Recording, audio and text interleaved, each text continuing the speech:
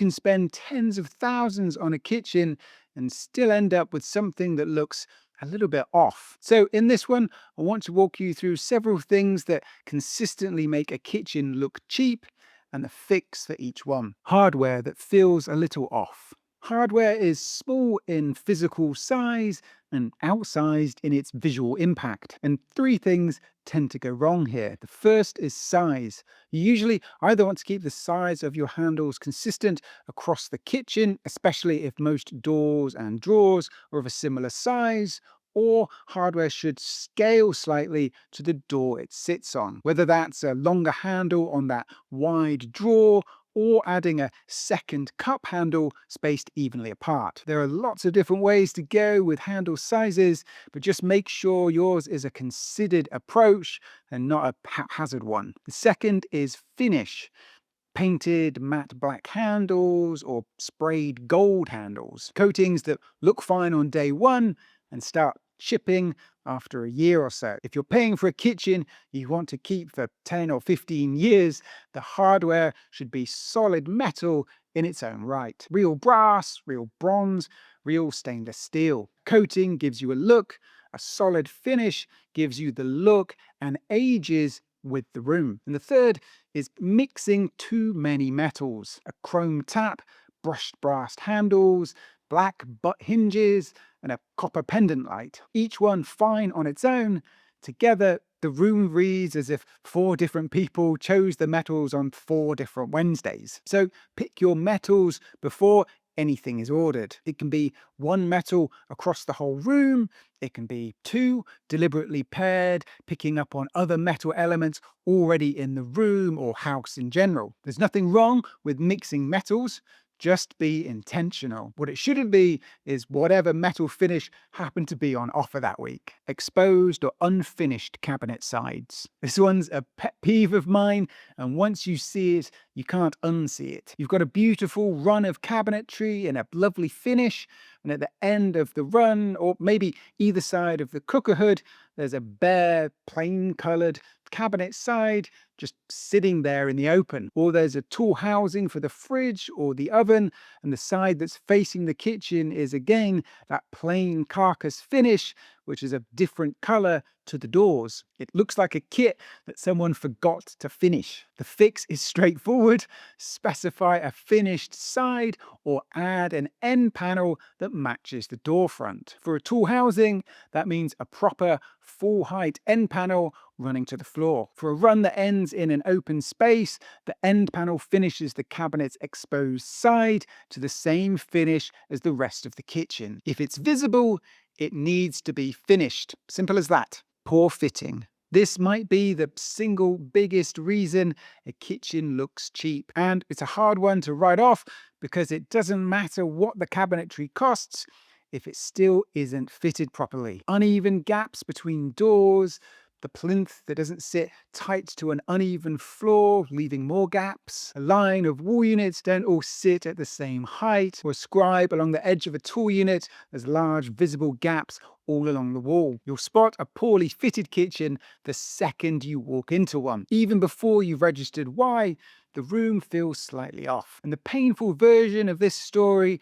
is when the cabinetry was beautiful, the doors were premium, the appliances were spec'd well, and a fitter rushed the install in 3 days when it really needed 5 or 6. So the fix is upstream of the kitchen itself, and it's to hire a fitter on the strength of their kitchen portfolio, not their day rate. And if you can, it always pays to ask to see some of the fitters' other kitchens that they've installed. I've said it many times before, but I'll say it again. A cheaper kitchen fitted well will outperform and outlast an expensive kitchen fitted poorly. Good fitter is worth their weight in gold. So as best you can, get yourself a good, trusted fitter. It's worth the money. Material mismatch.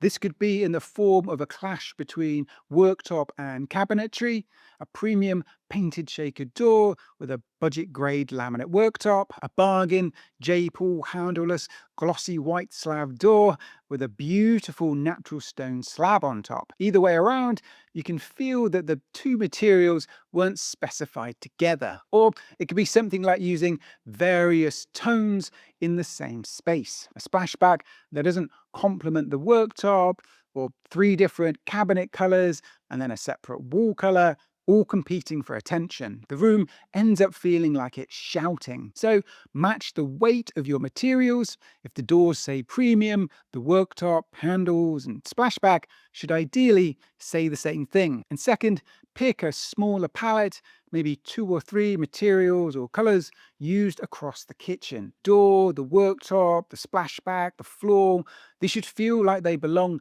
in the same project. You don't need to be a top interior designer to make this work. You just need materials that match in quality and a smaller, considered palette and the discipline to stick to it. Freestanding bins. I know this one's going to divide people, and maybe it's just me on this. But after spending all that money on a beautiful new kitchen, all sleek and finished, to then plonk some freestanding bins against the side of your new cabinets is a real moment killer. And don't get me wrong, there are some nice looking freestanding bins, as much as a bin can look nice. And I get that some people want it obvious to guests where the bin is, or think it'll be less smelly or gross than if it were built into a cupboard. But I respectfully disagree. Good, solid, built-in bin setup not only hides that ugly moment, it helps keep mess and odors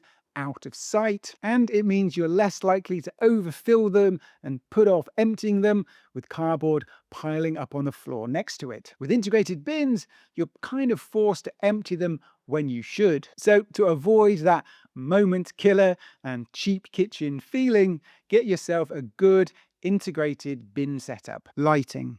I know I probably talk about lighting too much, but it's one of those things that can make or break the feel and functionality of a kitchen. If the lighting isn't thought through properly and well considered, it can leave you and the room just feeling flat. So take a bit of time and actually think about your lighting plan. Think about where you actually need light in the room and where a grid of spotlights in the ceiling for the sake of it would be completely overkill. Light the kitchen in layers, ambient, task, and decorative, and give yourself as much control over those layers as possible. So separate circuits and switches where it makes sense, and dimmers installed if you can. We want to be able to have a nice, bright, shadow-free working environment when we need it for prep and mealtime. Then we want to be able to switch things off or turn them down and create some nice, warm mood lighting for the evening. We don't want a grid of 26-inch spotlights in the ceiling with only one switch to control them all, just as much as we don't want that single ceiling or track light in the middle of the room. Now, I don't want this video to come across as nitpicky or judgy.